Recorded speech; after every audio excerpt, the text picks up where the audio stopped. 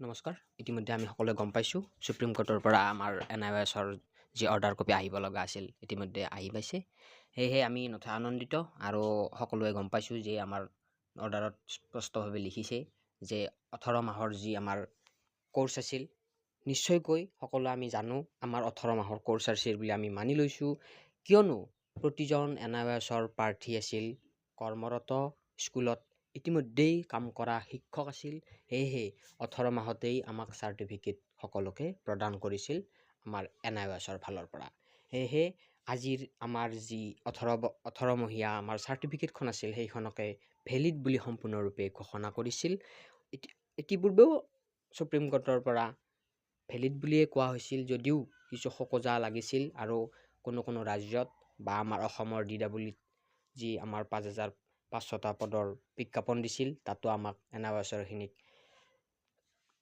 Apply কৰিবলৈ দিয়া হোৱা নাছিল, নটিচ জাৰি কৰিছিল। কিন্তু সেই সকলোবোৰৰ অন্তত আমাৰ সুপ্ৰিম কোৰ্টৰ পৰা অৰ্ডাৰ আহিল যে 18 মহীয়া যিটো কোৰ্চ সেইটো সম্পূৰ্ণৰূপে ভেলিড কোৰ্চ, আৰু সেইবাবে নিশ্চয়কৈ প্ৰাইভেটেই হওক চৰকাৰীয়ে হওক যিকোনো খণ্ডৰ বিদ্যালয়ত কৰ্মৰত বৰ্তমান শিক্ষকসকলেও যিকোনো আন বিদ্যালয়লৈকে যাব পাৰিব বুলি ঘোষণা কৰিছে।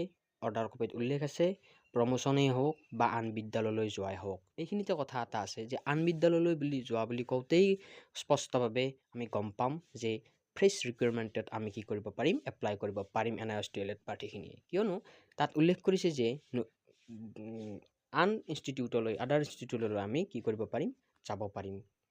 তাতেই স্পষ্ট হৈছে যে আদাৰ ইনষ্টিটিউট বুলি কওঁতে যে প্ৰাইভেট স্কুলত এখন কৰ্মৰত শিক্ষক এজনে এতিয়া NIOSৰ যি চাৰ্টিফিকেট আছে সেই চাৰ্টিফিকেটৰ সহায়ত চৰকাৰী খণ্ডৰ বিদ্যালয় হওক বা অন্যান্য কেন্দ্ৰীয় বিদ্যালয় হওক বা অন্যান্য প্ৰাইভেট বেলেগ বিদ্যালয়লৈ যদি যাব বিচাৰে চাকৰি সূত্ৰে নিশ্চয়কৈ যাব পাৰিব বুলি আমাৰ 3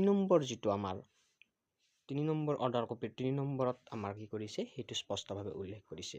সেয়েহে সকলো NIOS প্ৰাৰ্থীক পুনৰবাৰ ধন্যবাদ জনাইছোঁ। আমাৰ যিসকলে সুপ্ৰিম কোৰ্টত অতি কষ্টৰে আমাক জয়দান দিলে, আমাৰ এই কষ্টৰ সাৰ্থক হ'ল, সকলোলৈকে কৃতজ্ঞতা তথা ধন্যবাদ জ্ঞাপন কৰিছোঁ। লগতে আমি সজোৰে প্ৰণাম জনাইছোঁ মহামান্য আদালতৰ ওচৰত, কিয়নো মহামান্য আদালতে আমাক ৰায়দান দিলে যে আমাৰ কষ্ট অথলে নগ'ল, কষ্ট সাৰ্থক হ'ব।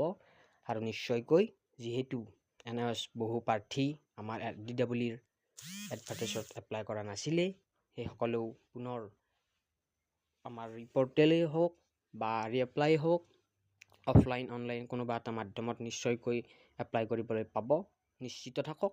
আৰু লগতে অসমত বুলি নহয়, যিকোনো ৰাজ্যৰ যিকোনো ফ্ৰেছ ৰিকুৱাৰমেণ্টত আমাৰ NIOSৰ যি চাৰ্টিফিকেট সেই চাৰ্টিফিকেটখনেৰে ফ্ৰেছ ৰিকুৱাৰমেণ্টত এপ্লাই কৰিব পাৰিব, নিশ্চিত থাকক।